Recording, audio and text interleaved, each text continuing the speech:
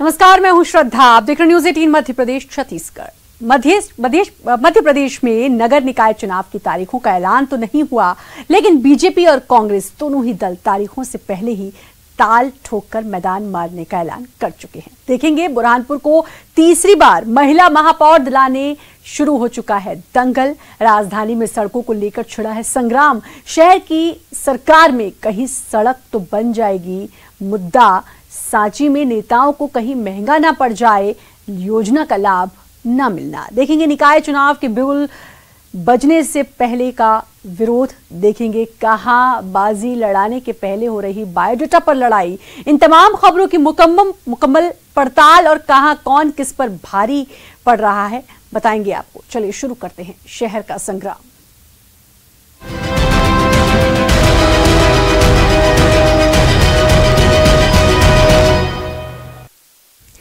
करीब साल भर से हो रहा नगर निगम चुनाव का इंतजार अब खत्म होने वाला है। चुनाव दहलीज पर आ चुके हैं, जिसे लेकर दांव-पेच भी तेज हो गए हैं। ये तीसरी मर्तबा होगा जब शहर को एक महिला महापौर मिलने जा रही है। शहर की प्रथम नागरिक कौन होगी, किसके हाथ पर होगी बुरहानपुर की लगाम, इसी को लेकर छिड़ गया दावेदारों का दंगल। एक रिपोर्ट।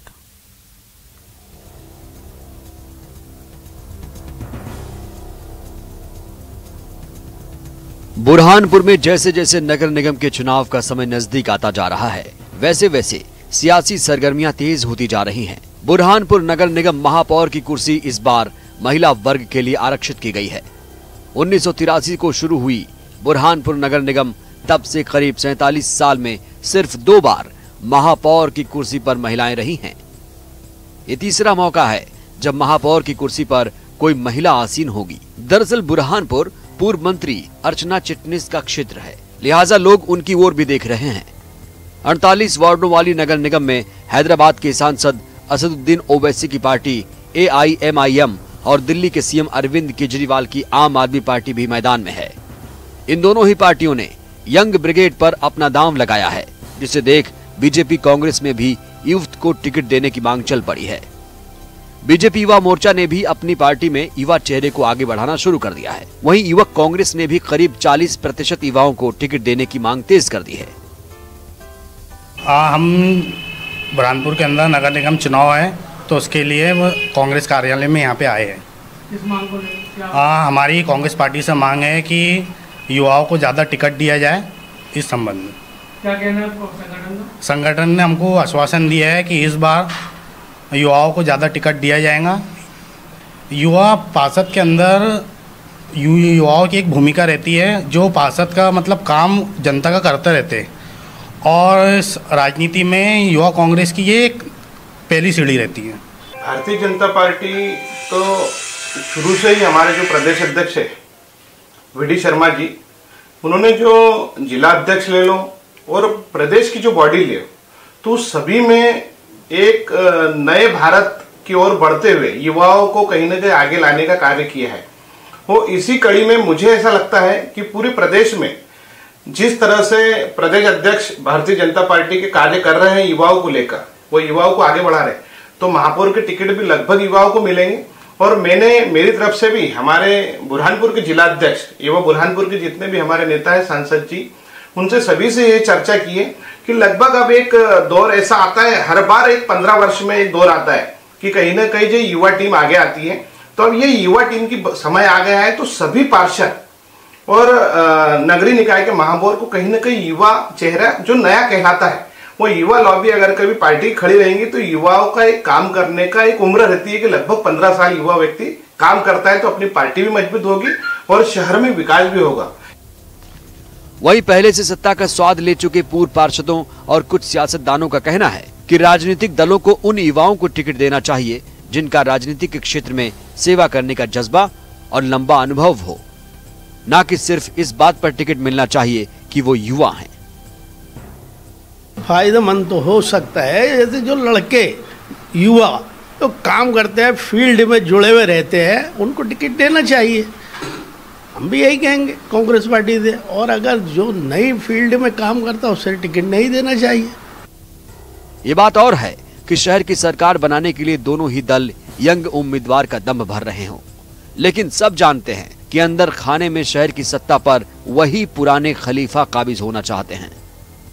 हैसियत से उन्होंने मुझे युवा कांग्रेस के कुछ लोगों ने, कुछ बच्चों ने मुझे ये एक आवेदन दिए, कहीं आवेदन आए जिसमें वाज़ेह तौर पे लिखा हुआ है कि भाई उन्होंने मांग की, डिमांड की कि आप आला कमान तक ये पैगाम पहुंचाएं कि आने वाले नगर निकाय चुनाव के अंदर नौजवानों को तरजीह दी जाए, ख़ासतौर से पढ़े लिखे हुए जो इस काबिल हो, जो खुद भी अपने सुधार कर सके और अपने माशरे का और अपने वार्ड का सुधार कर सके और शहर के अंदर अच्छे से अच्छा काम कर सके। इसकी उन्होंने इस पत्र के माध्यम से एक डिमांड की है। क्या कहना है आपने? और यकीनी बात है कि उनके इस पत्र का हम ऊपर तक के पहुंचाएंगे, अपने आला कमान के सामने रखेंगे, हमारे संगठन के सामने ये बात रखेंगे ताकि इस पर गौर किया जा सके कि युवाओं को ज़्यादा से ज़्यादा तरजीह मिल सके नगर चुनाव, इकाई चुनाव में।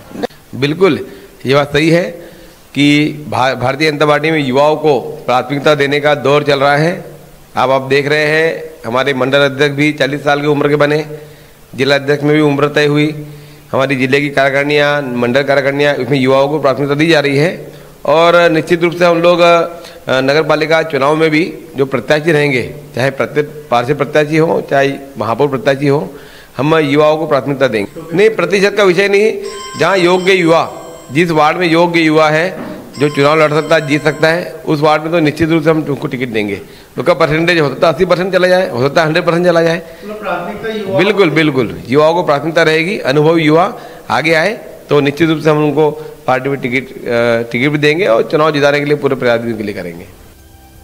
आरक्षण की प्रक्रिया पूरी होने के साथ ही बीजेपी और कांग्रेस की महिला नेत्रियों ने भी व्हाट्सएप और फेसबुक के जरिए दावेदारी शुरू कर दी। इनमें से अधिकांश दोनों दलों के नेताओं की पत्नियां हैं। उनके नेता पत्नियों ने पार्टी स्तर पर टिकट के लिए जोड़ तोड़ भी शुरू कर दी है। निगम चुनाव का मैदान सज चुका है, सबने दांव लड़ाना भी शुरू कर दिया है।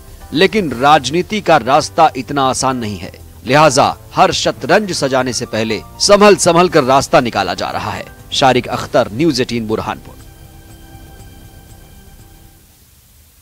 निकाय चुनाव को लेकर नूरा कुश्ती शुरू हो गई है। इसी के साथ शुरू हो गया है शहर की शक्ल बदलने को लेकर दावों का दंगल, जहां एक तरफ सत्ता में काबिज सरकार शहर की सुंदरता में चार चांद गढ़ने का काम करने का दावा कर रही है, तो वहीं दूसरी तरफ विपक्ष उसी सरकार पर शहर की सूरत बिगाड़ने का आरोप कर रही है। देखिए राजधानी को आईना दिखाता शहर का अतिक्रमण पर यह खास रिपोर्ट।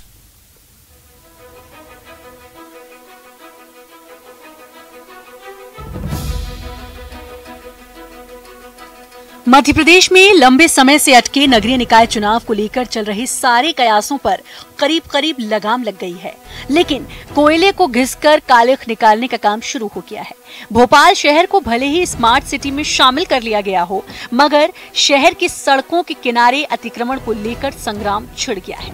राजधानी के ऐसे कई इलाके हैं जहां आज भी नजारा किसी गांव से कम नहीं है। शहर की हर तरफ सड़क किनारे अतिक्रमण ने न केवल शहर की सुंदरता बिगाड़ दी है, बल्कि लोगों के लिए भी मुसीबत खड़ी कर दी है, जिस पर यहाँ का प्रशासन भी खामोश बैठा है।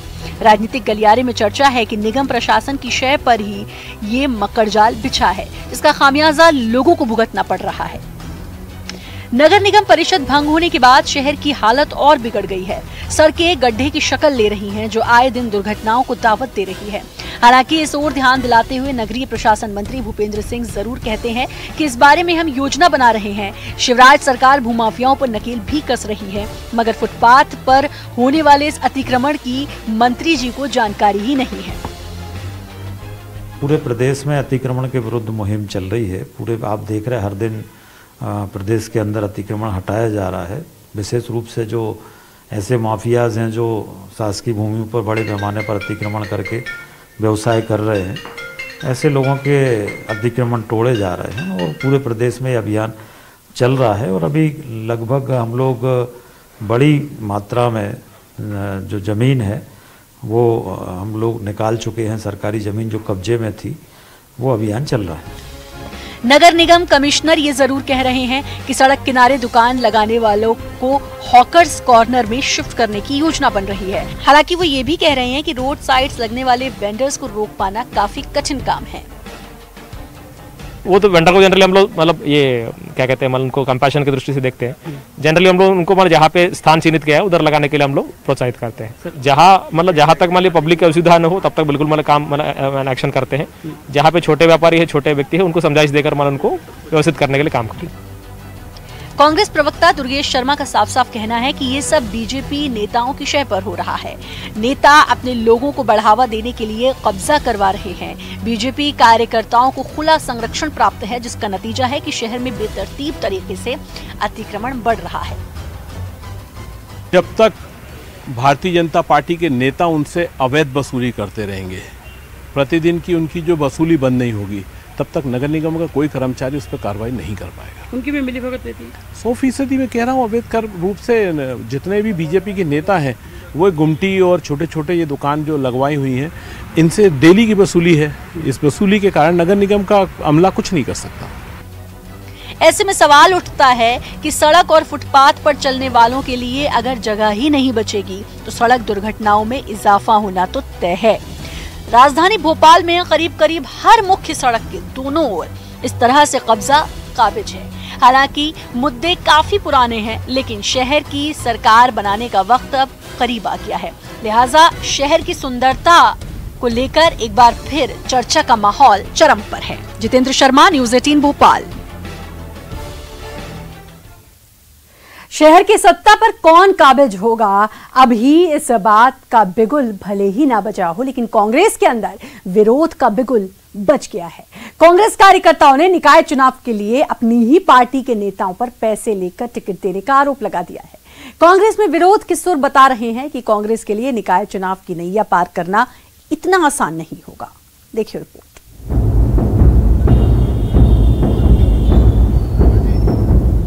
मिनी मुंबई यानी इंदौर की गद्दी पर काबिज होने के लिए भी राजनीतिक कबड्डी शुरू हो गई है। हर दिन नए नए मुद्दे और आरोप प्रत्यारोप का दौर जारी है। निकाय चुनाव का बिगुल अभी भले ही ना बजा हो, लेकिन इससे पहले एक बार फिर से कांग्रेस के अंदर विरोध का बिगुल जरूर बज गया है। कांग्रेस कार्यकर्ताओं ने कांग्रेस के शहर अध्यक्ष पर पैसे लेकर टिकट बांटने का आरोप लगाया है। इसी बात को लेकर कार्यकर्ताओं ने अपने ही नेताओं के खिलाफ मोर्चा खोल दिया है।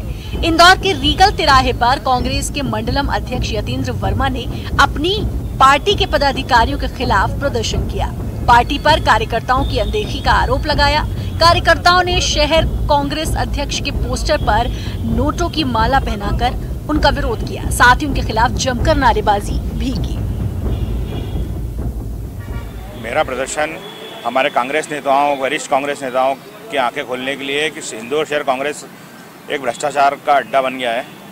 यहाँ पर गांधी भवन पे कुछ तथाकथित लोग बैठकर वो अपनी प्राइवेट लिमिटेड कांग्रेस चला रहे हैं, जिससे नौकरियों के नाम पर अवैध वसूली, चंदा और आम कांग्रेस कार्यकर्ताओं का हक मार रहे हैं। जिस तरह से हमारे कैलाश देपाले को कई समय पहले लॉकडाउन का बिना पैसा दिए नौकरी से निकाल दिया, ऐसे धीरे धीरे वो सभी कांग्रेस कार्यकर्ताओं पे, ओरिजिनल कांग्रेस कार्यकर्ताओं को खत्म करने की रणनीति बनाकर आगे काम कर रहे हैं। मंडलम अध्यक्ष यतेंद्र वर्मा का आरोप है कि कांग्रेस के गांधी भवन का शहर अध्यक्ष गलत इस्तेमाल कर रहे हैं। शहर कांग्रेस अध्यक्ष पार्टी ऑफिस से अपनी खुद की दुकान चला रहे हैं। उन्होंने चुनाव से पहले ही कई महिला नेत्रियों से पैसे लेकर उनके टिकट तय कर दिए हैं, जबकि पुराने कार्यकर्ता लगातार पिछले कुछ समय से काम कर रहे हैं। उन्हें उसका फल नहीं मिल रहा है। कांग्रेस कार्यकर्ताओं ने प्रदेश अध्यक्ष कमलनाथ से ऐसे नेताओं को पार्टी से बाहर करने की मांग की है। वर्मा का आरोप है कि ऐसे लोग पार्टी को कमजोर कर रहे हैं। विकास चौहान, न्यूज़ 18 इंदौर। सांची में आगामी नगरीय निकाय चुनाव को लेकर सरगर्मियां तेज हैं, लेकिन लोग यहां योजना का लाभ नहीं मिलने से परेशान और दुखी हैं। रिपोर्ट।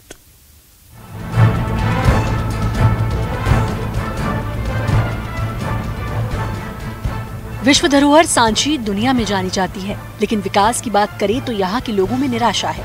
लोगों का आरोप है कि अफसर जनप्रतिनिधि नहीं सुनते और जो उन्हें खुश करते हैं उन्हीं के काम होते हैं। पीएम आवास योजना का लाभ भी घूस देने वालों को ही मिलता है। तस्वीरों में आप देख सकते हैं, यहाँ लोग टूटे फूटे मकान में रहने को मजबूर हैं। बारिश में कई दिक्कतों का सामना करना पड़ता है। कुछ नहीं मिला साहब, हमें तो 1 रुपए का लाभ भी नहीं मिला और हम मजदूरी कर रहे हैं। हमारा आदमी भी नहीं जाना, हमारी झुग्गी चचा रही है, आप चल के देख सकते हो। और है तो हम बहुत आवेदन दे चुके, उधर जाते हैं तो कहते हैं अभी नाम नहीं आया। आते हैं कोटि के लिए आवास योजना जो प्रधानमंत्री तरफा से चलाई गई उसका कोई लाभ नहीं मिल रहा गरीबों को। 10 बार इसके लिए हम नगर पंचायत में भी ज्ञापन दे दिया, तहसीलदार साहब को भी दे दिया, मगर इनकी सीमा जो सुनिश्चित नहीं कर पाते। नगर पंचायत में जाओ, नगर पंचायत के कर्मचारी 5,000 और 10,000 रुपये लेके नाम जोड़ते हैं, उनको पात्रता में ले आते हैं, बाकी गरीबों को कोई फायदा नहीं मिलता। इस पूरे मामले पर जब नगर कांग्रेस कमेटी अध्यक्ष ऋषभ कुमार से बात की गई तो उन्होंने कहा कि सांची में हर वार्ड में पीएम आवास बने हुए हैं, लेकिन उनके आवास बने हुए हैं जिन्होंने घूस दी, और जिनका पीएम आवास पर हक था उनके कच्चे मकान थे, उनको शासन की योजना का लाभ नहीं मिला। इतना ही नहीं, हर वार्ड में कई लोग हैं जिनको आवास नहीं मिला। वहीं बीजेपी का कहना है कि कांग्रेस का काम ही आरोप लगाना है। बारे में कहा जाता, हमारे सांची नगर में हर वार्ड में पीएम आवास बने हुए हैं, मगर उन लोगों के आवास बने हैं जिन लोगों ने नगर परिषद के कर्मचारियों को कुछ दान दक्षिणा दी है, उसके आधार पर नगर परिषद क्षेत्र में पीएम आवास बने हैं। बाकी जो गरीब और जिनको वाकई में हक था, जो हितग्राही थे, वाकई में जिनके घर कच्चे मकान थे और जिनको वाकई में शासन की योजनाओं का लाभ मिलना चाहिए था, उन लोगों को शासन की योजनाओं का लाभ नहीं मिल पाया है। और यहाँ पर भारतीय पुरातत्व विभाग का एक अलग नियम है, जो कि पुरातत्व स्मारक है हमारे बौद्ध स्तूप, और उनके 100 मीटर, 200 मीटर और 300 मीटर की अलग अलग उनकी एक गाइडलाइन है। तो 100 मीटर में तो 100% प्रतिबंध रहता है, कोई भी निर्माण नहीं होगा।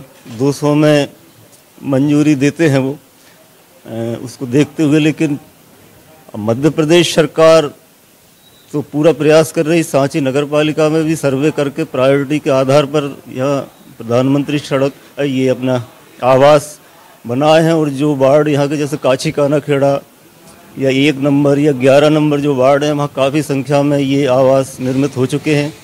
अभी कुछ 2-3 दिन पहले ही कुछ राशि और स्वीकृत हुई है जो अगले चरण में जो बनने जा रहे हैं।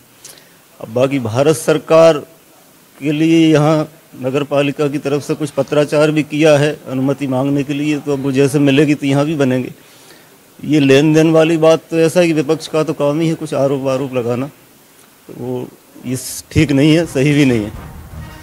कांग्रेस और बीजेपी दोनों एक दूसरे को विकास ना होने और भ्रष्टाचार के लिए जिम्मेदार ठहरा रही हैं और एक दूसरे को जमकर कोस रही हैं, लेकिन इन दोनों की लड़ाई में कहीं न कहीं आम आदमी ही पिस रहा है। देवराज दुबे, न्यूज़ 18 रायसेन। वक्त एक छोटे से ब्रेक का, जल्द हाजिर। ब्रेक के बाद एक बार फिर से आपका स्वागत है। नगरीय निकाय चुनाव की तारीख का ऐलान होना अभी बाकी है, लेकिन टीकमगढ़ में पार्टी स्तर पर अभी से दोनों ही प्रमुख दलों के कार्यकर्ता अपना अपना बायोडाटा लेकर टिकट की लॉबिंग में जुट गए हैं।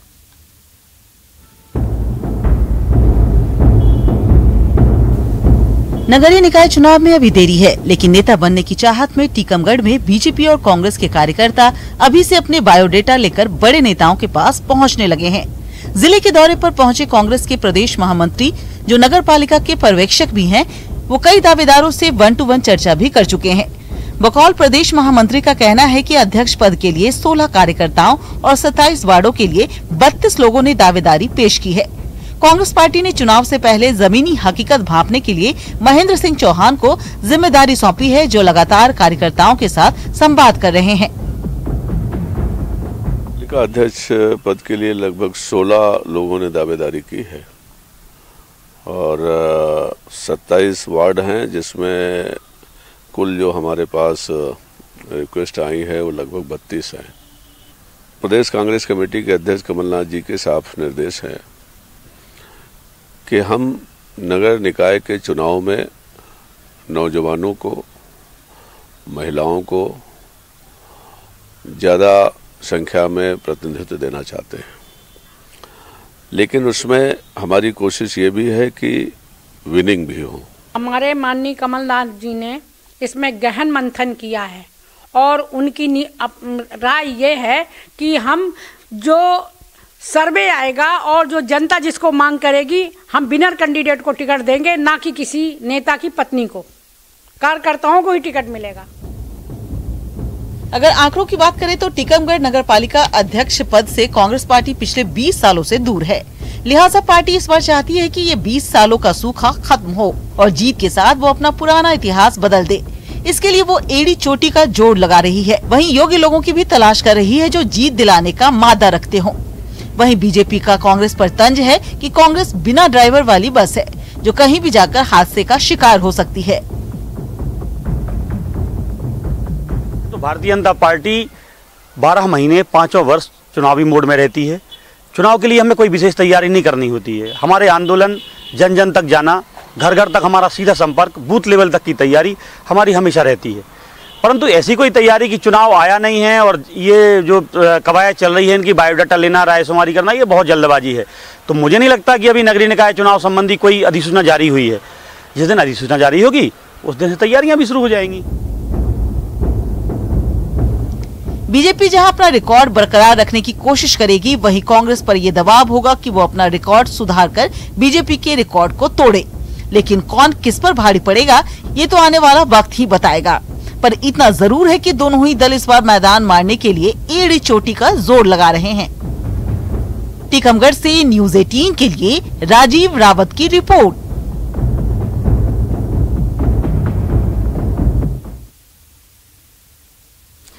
तो ये तो तय है कि अब विधानसभा चुनाव के बाद दोनों ही दलों यानी कि बीजेपी और कांग्रेस की नजर सीधे सीधे नगरीय निकाय चुनाव पर है। अब किसको हार मिलती है, किसको जीत, ये तो वक्त ही बताएगा और चुनावों के नतीजे आने के बाद ही पता चलेगा। लेकिन उससे पहले लगातार जोर आजमाइश और एक दूसरे पर आरोप प्रत्यारोप का दौर जारी है। फिलहाल इस बुलेटिन में इतना ही, लेकिन बाकी खबरों के लिए लगातार बने रहिए न्यूज़ 18 मध्य प्रदेश छत्तीसगढ़ के साथ।